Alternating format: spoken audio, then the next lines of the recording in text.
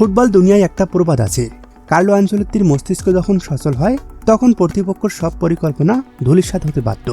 সেই আনচেলত্তির মাস্টার প্ল্যানে এবার লাগলো মস্ত বড় ধাক্কা। ব্রাজিলিয়ান সাম্বার যে ছন্দ দেখার অপেক্ষায় ছিল কোটি কোটি ভক্ত, সেই স্বপ্নে আচমকাই যেন ছন্দপতন। হ্যাঁ দর্শক, ঠিকই শুনেছেন, দল থেকে ছিটকে গেলেন ওয়েসলি। মাঝমাঠে যে পজিশনটা নিয়ে আনচেলত্তি দীর্ঘদিন ধরে শখ করছিলেন, ওয়েলসের ইনজুরি বা আংশিক বিদায় সেই শখটাকে এক পলকেই ওলটপালট করে দিল। ব্রাজিল শিবিরে এখন একটাই প্রশ্ন, তাহলে উপায় কি? কিন্তু কোচ কার্লো আনচেলত্তি এমন একজন গুরু যিনি কখনো হাল ছাড়ার পাত্র নন। ওয়েসলির এই দুর্ভাগ্যই যেন অন্য একজনের ভাগ্য খুলে দিল।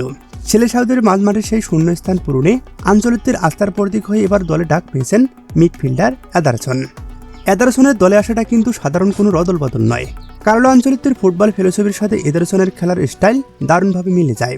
মাঝমাঠের বলের নিয়ন্ত্রণ রাখা, প্রতিপক্ষের আক্রমণ মাঝমাঠে কেড়ে নেওয়া এবং নিখুঁত পাসিংয়ে বল ফরওয়ার্ডে যোগান দেওয়া, এত কিছুতেই এদারসন সময়ের সেরা। ব্রাজিলের ঐতিহ্যবাহী হলুদ জার্সিতে এই মিডফিল্ডার এখন আনচেলত্তির ট্রাম কার্ড। ওয়েসলির ছিটকে দেওয়াটা দলের জন্য নিঃসন্দেহে বড় ক্ষতি, কিন্তু এদারসনের মতো একজন ক্ষুধার্ত এবং প্রতিভাবান মিডফিল্ডারের অন্তর্ভুক্তি ব্রাজিলের মাঠকে এনে দিতে পারে নতুন গতি। এখন প্রশ্ন একটাই, আনচেলত্তির নতুন এই চাল কি ব্রাজিলের কাঙ্ক্ষিত সাফল্য এনে দিতে পারবে? এদারসন কি পারবে ওয়েসলির অভাব ভুলিয়ে দিতে? আপনার কি মনে হয়? ঝটপট জানিয়ে দিন নিচের কমেন্ট বক্সে।